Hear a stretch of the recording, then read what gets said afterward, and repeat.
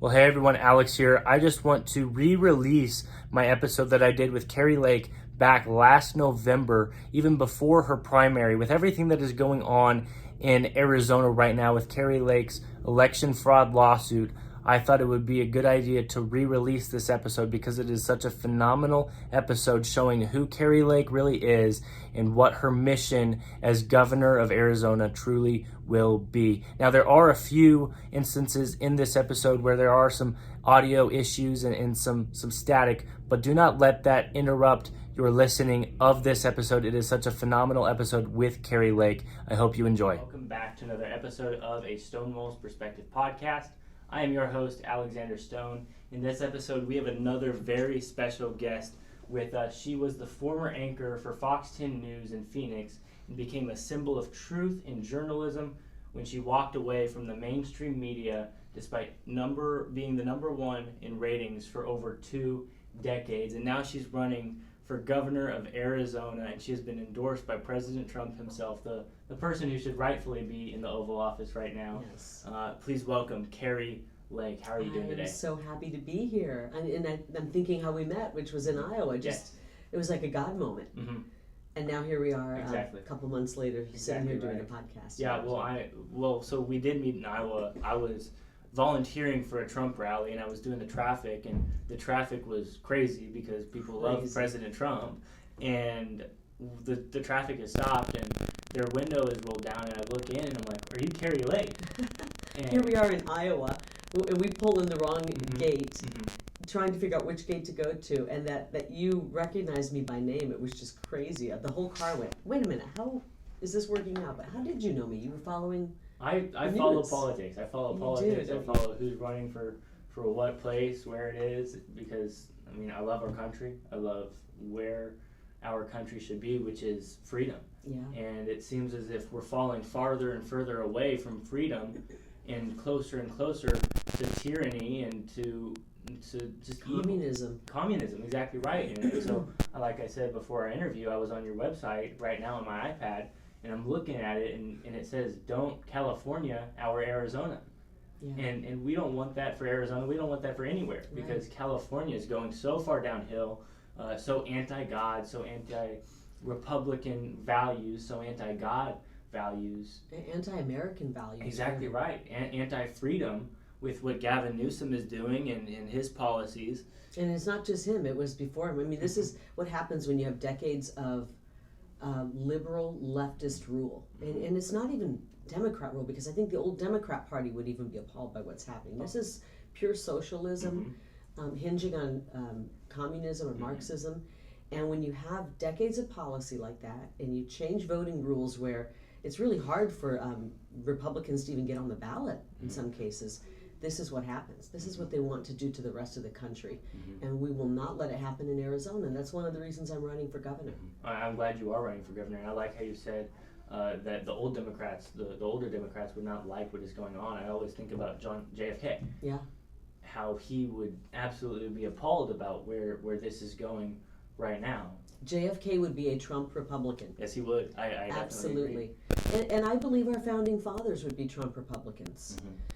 Trump Republicanism is putting America first, putting the needs of the American citizens first. This is the government of the people. We own this government. We run this government, and we've been pushed out by tyrants. And President Trump came in and woke a lot of people up, thank God.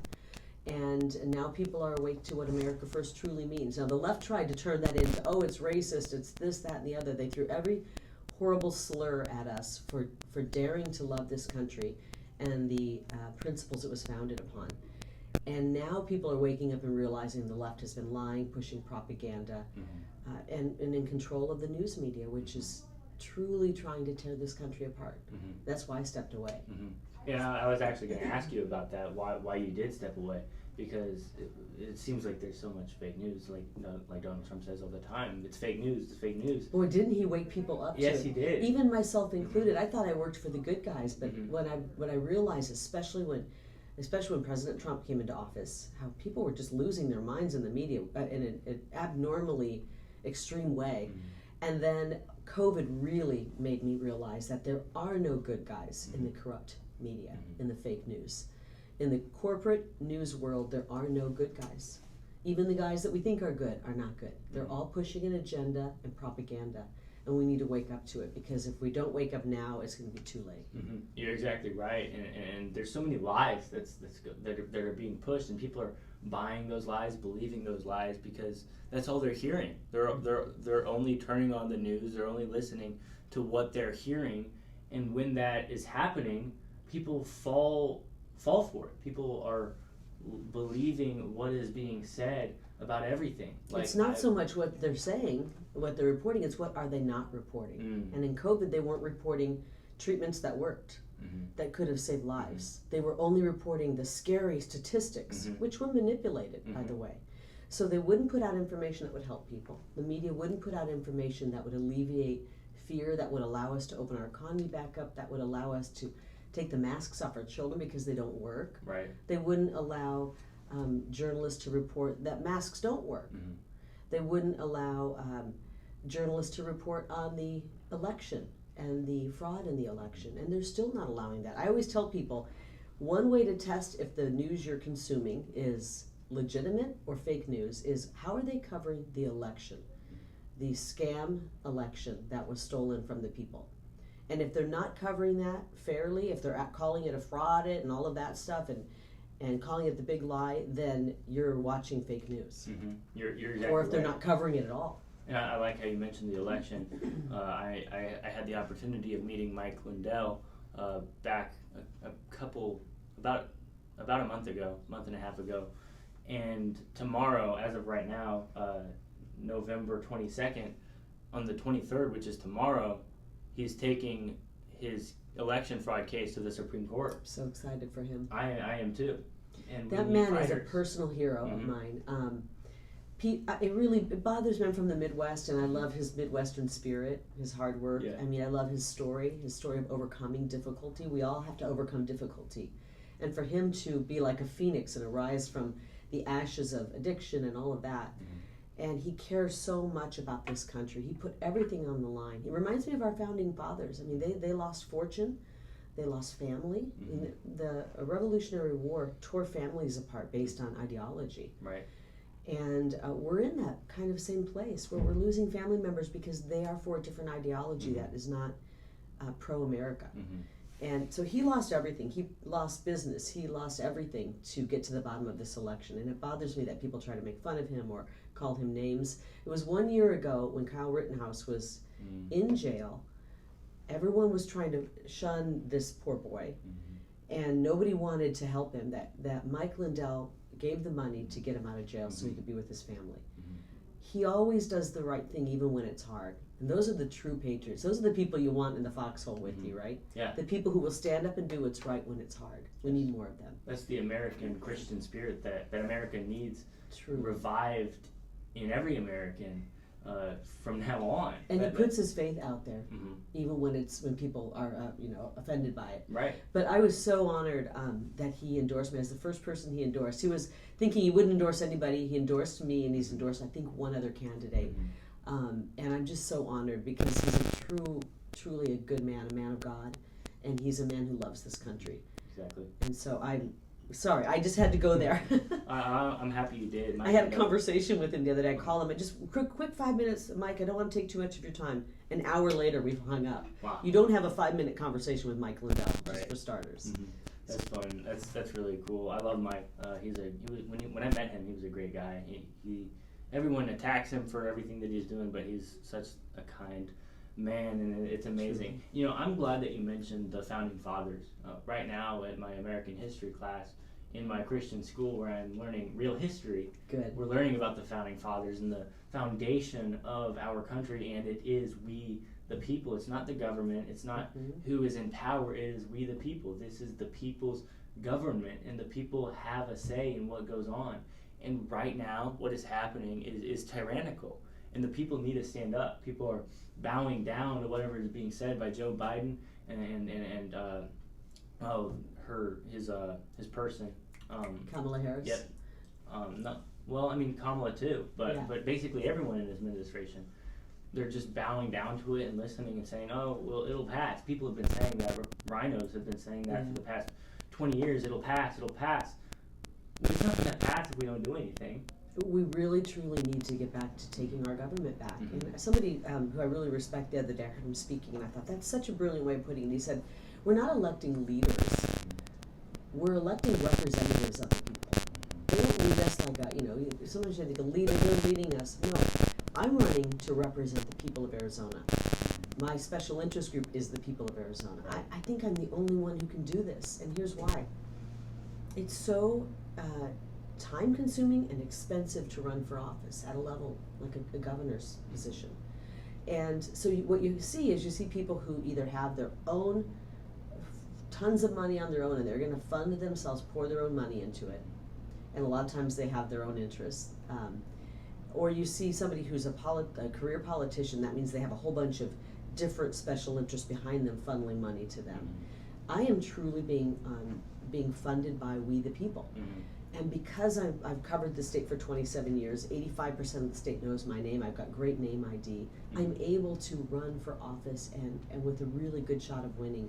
And I think it's going to be the first time we have somebody in our governor's office who is truly a free agent, not owned by any donor special interest. I'm going to be the first, I believe, governor that would be the people's governor, representing the people of Arizona.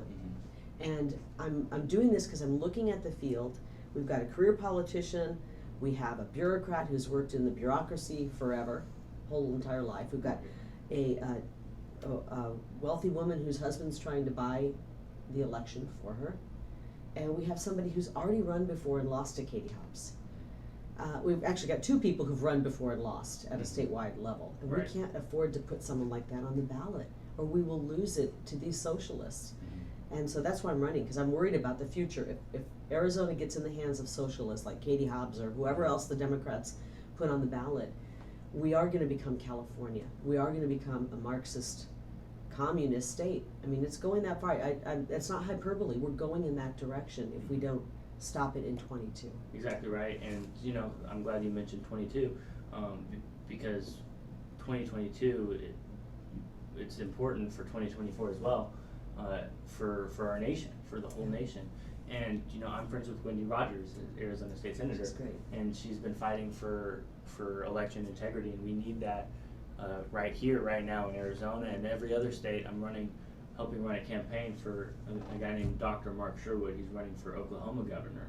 Okay. And he's fighting for an election integrity there as well. He wants every state audited, and I think that we need that. Because without election integrity, there's a very big chance that we lose our country here soon. It's shocking and appalling to think that maybe we haven't been able to choose our leaders and our representatives because there's so much corruption. And we saw corruption in Maricopa. We still don't know who won. And I don't think it's Joe Biden. No. But we need to get to the bottom of it. And I think all counties in Arizona should be forensically audited. And I believe with the corruption we're seeing in counties across the state, we really should audit the entire country. Now, I'm speaking for the people of Arizona. I want to see Arizona audited, and I hope that people rise up in other states and say, we want the audit to happen here as well. Because this way we can figure out where the fraud is and root it out and know going forward that we're going to have fair, honest, secure elections. That's all we want. I always say, I would never have wanted President Trump to win the way that Joe Biden won. And I say Joe Biden is my president, is the president, the same way that O.J. Simpson is innocent. When there's a corrupt system, you can't trust the results. And the system is completely corrupt.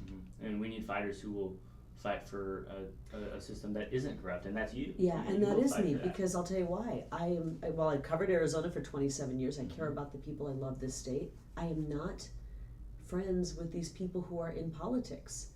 Will I work with them? Of course I will. I want to work with all of the elected officials that want to help Arizona, but I'm not cronies with them.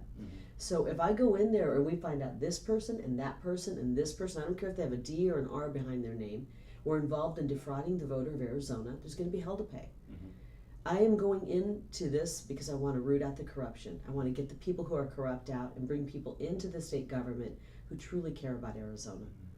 That really care about Arizona. I'm doing this for the most altruistic reasons, and It bothers me when they write nasty articles about me. They're giving me the Trump treatment in the press. I read an article, I think the latest one that came out, I don't even remember what bogus journalist wrote it, but I got through the first sentence, factually incorrect. The second sentence, factually incorrect. The third, incorrect. Four sentences, 4 lies, and I was like, I mean, and the rest of the story was the same way. They just don't care about accuracy, facts, and the truth.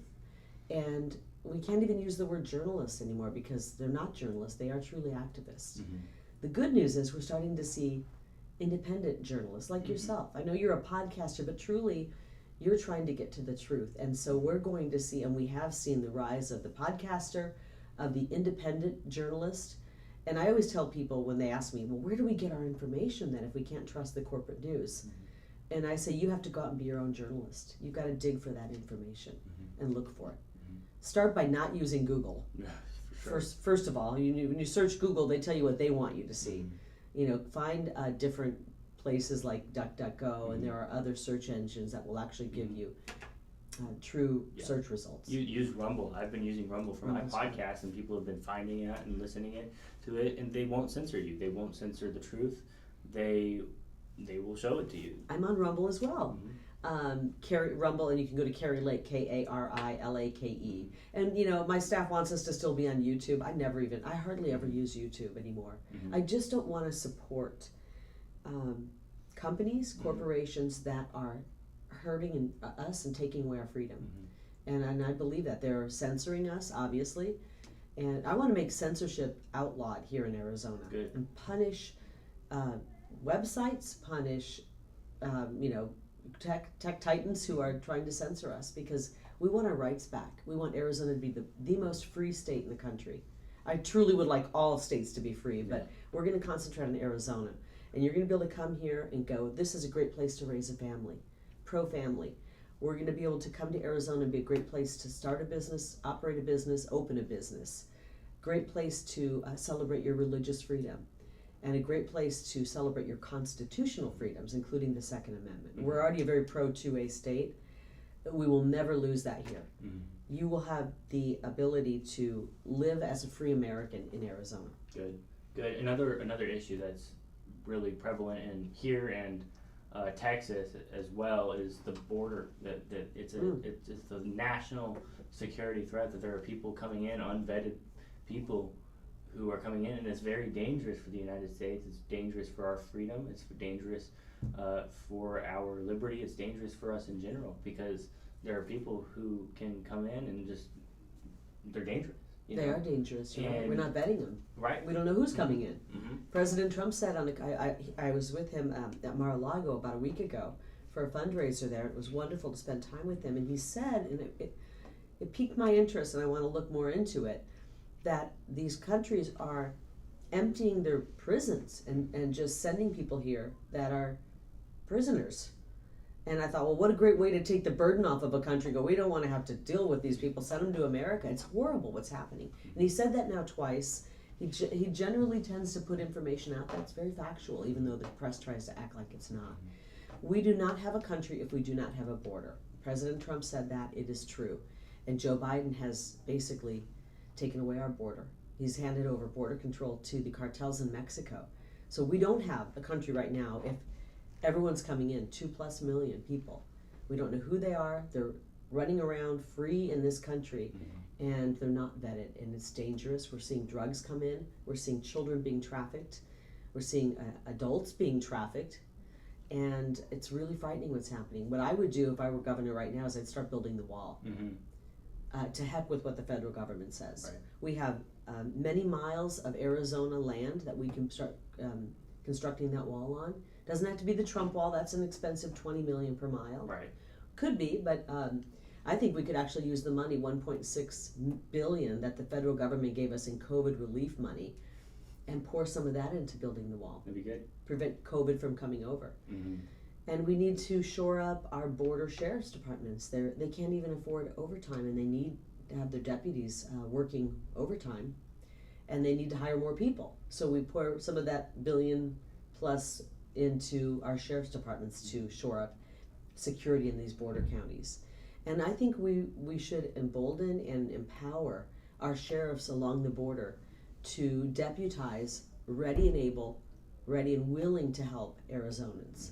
We have a lot of strong men and women who are former military, former law enforcement, who would love to be deputized and help with security. We've got to create our own Arizona Border Patrol because the feds aren't allowing the federal Border Patrol to help out. So we got to do it ourselves. And I would be down there and we would be working on this right now.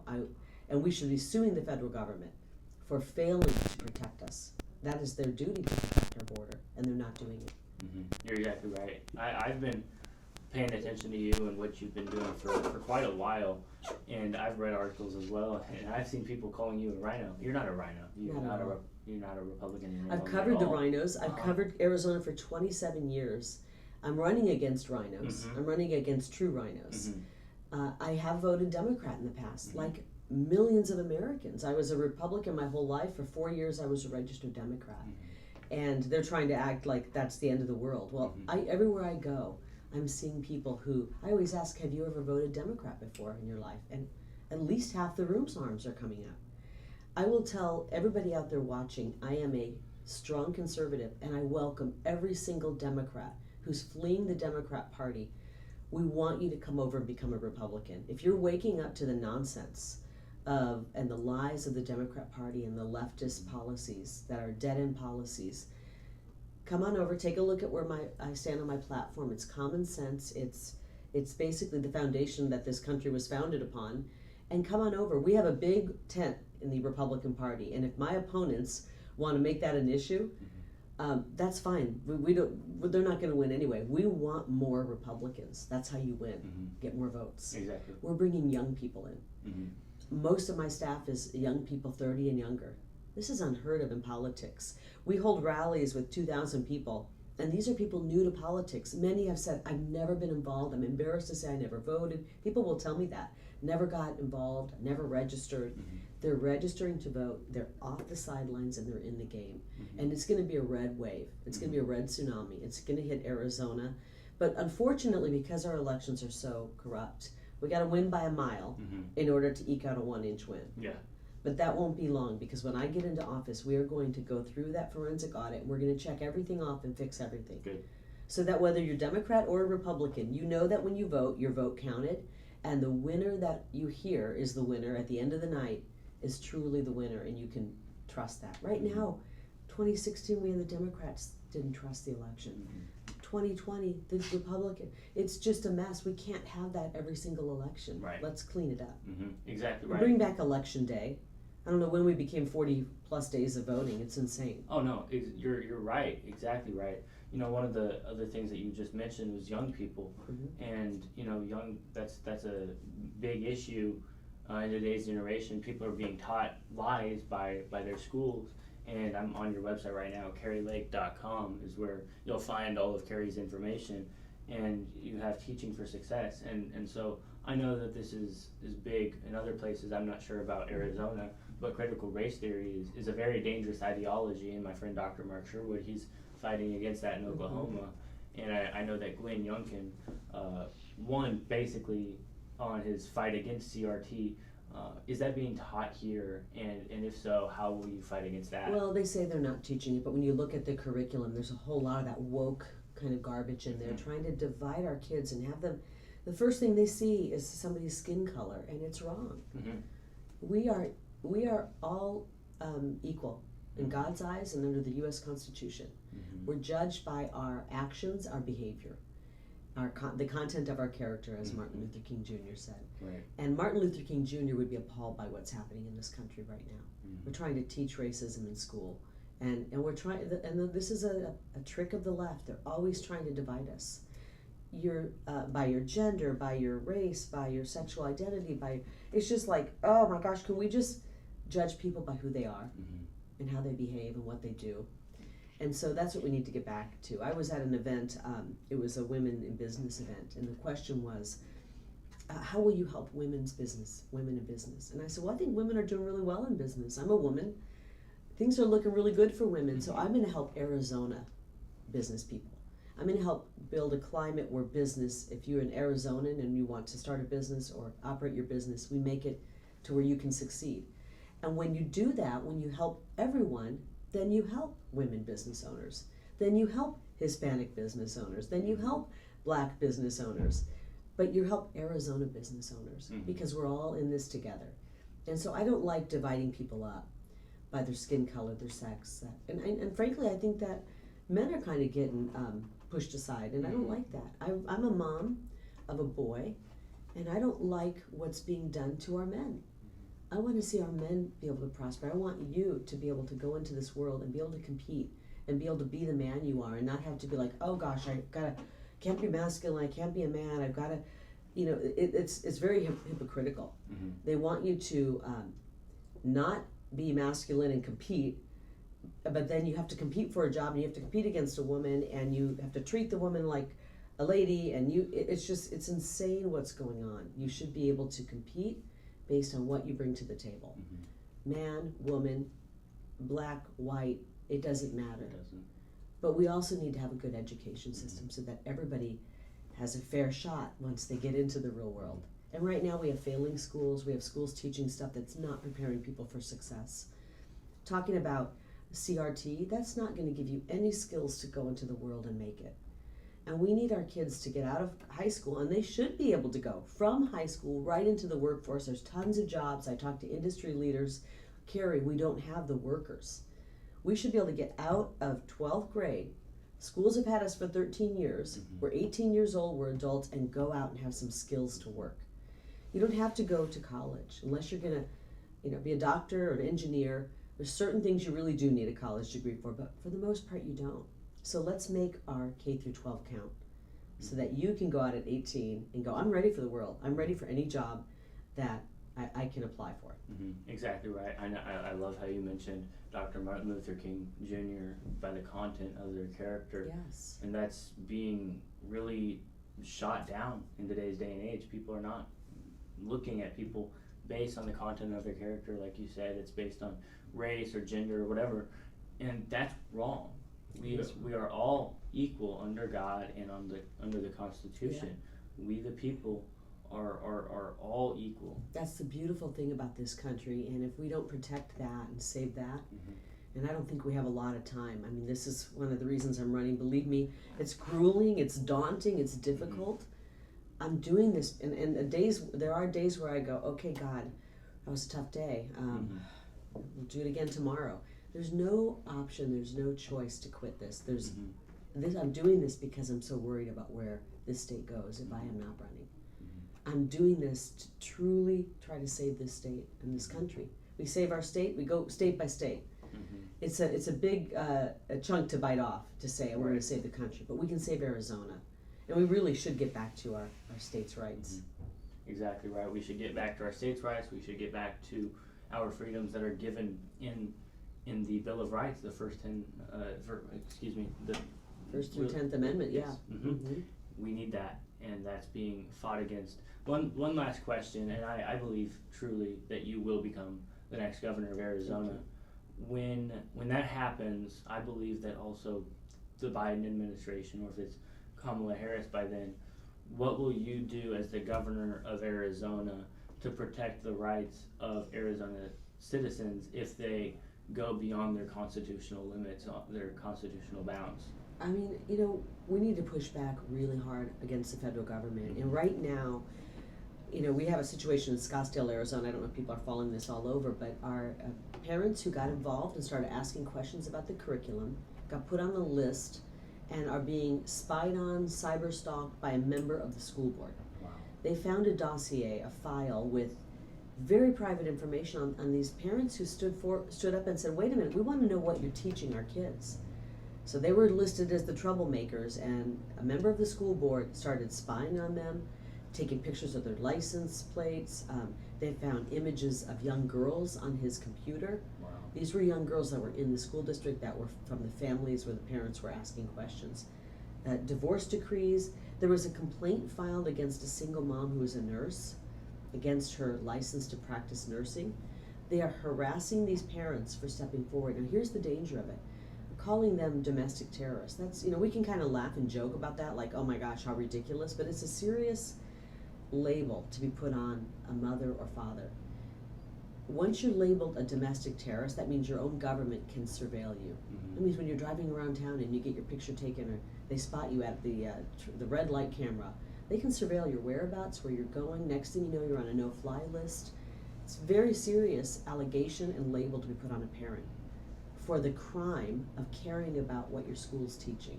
It's got to stop. As governor, I will not put one penny or one resource into assisting the FBI into surveilling these parents. And they've got to know, the federal government has to know, when I'm governor of Arizona, I'm not going to work with them to surveil parents and families. I'm not going to work with them if they're going to call our citizens of Arizona who care terrorists. They will get zero resources from the Arizona state government. And right now we do work with a group called Fusion Center rather, and it's basically Arizona DPS, or state police, working with the FBI. And I will not allow our DPS to work with the FBI. I won't allow that. So I will take all those resources and say, FBI, you're on your own. The state's not going to help investigate our citizens who care about their children. Yeah. I also want to mention, you mentioned President Trump's endorsement. I'm so proud to have that.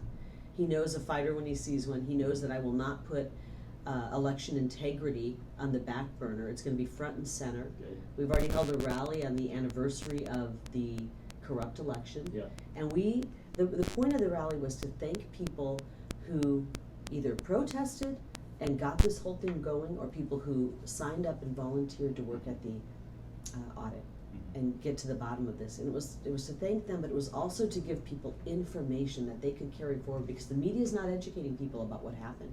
So we need to put information out there. What happened? What did we find in the forensic audit? What did we find in the canvassing? To educate people so they can go out and educate people. I'm also endorsed by, as I said, Mike Lindell, General Michael Flynn. Yep. So proud to have his endorsement. I'm endorsed by a former DNI. He declassified the deep state, Rick Grinnell. I've got Brandon Tatum endorsing me, Larry Elder. So I have the true patriots behind the America First movement. Congressman Paul Gosar has endorsed me. These are people who are not endorsing rhinos. They're trying to discredit me. They're trying to tell people, they'll throw any lie out there in order to get people not to vote for me, because they're so worried about the turnout of Kari Lake supporters, because when you're supporting my campaign, you're supporting Arizona. And we're going to turn out in droves, and they're worried about that. That's so good. Well, everybody, this is Kari Lake. She is the next governor of Arizona, in my opinion, I believe. And I don't know how many of my listeners listen in Arizona. I can't really see that. But if you are listening in Arizona, I endorse Kari Lake. And you need to go and vote for her. When is the Well, August 2nd is the election. That's the primary election, and that's when I need people to get out and vote. You know, a lot of people are new to the political system. They're telling me, we've never voted and we want to vote now. And I always remind them, you know, because they don't really they're not aware maybe of the primary system. You have to win the primary to get on the ballot. So August 2nd, if you're going to be 18 by August 2nd, you can vote. And I would appreciate your vote. I am going to be representing the people of Arizona. I will truly be, I think, the first governor we've ever had who is not controlled by any special interest group other than the people of Arizona. Right. And I'm so honored that people are open to our campaign. Thank you so much. Thanks, Alex. Thank you all for listening, and thank you once again for being on this episode. God bless you all. Hello, I'm Mike Lindell, and my employees and I want to thank each and every one of you for your support by bringing you the MyPillow that started it all. MyPillow's patented fill adjusts to your exact individual needs regardless of your sleep position. Because it works, we've sold over 70 million MyPillows, and now I'm bringing it to you for the lowest price ever. For example, you get my standard MyPillow, now only $19.88 with your promo code. Now's the time to get them for your friends, your family, your neighbors, everyone you know. MyPillows make the best gifts ever. In the times we're in, one thing we all need is getting a great night's sleep. So go to mypillow.com or call that number on your screen now. Use your promo code and you'll get my standard MyPillow for only $19.88. For a more custom fit, my Premium Queen, only $24.98. Or my Premium King, only $29.98. This is a limited time offer, so order now.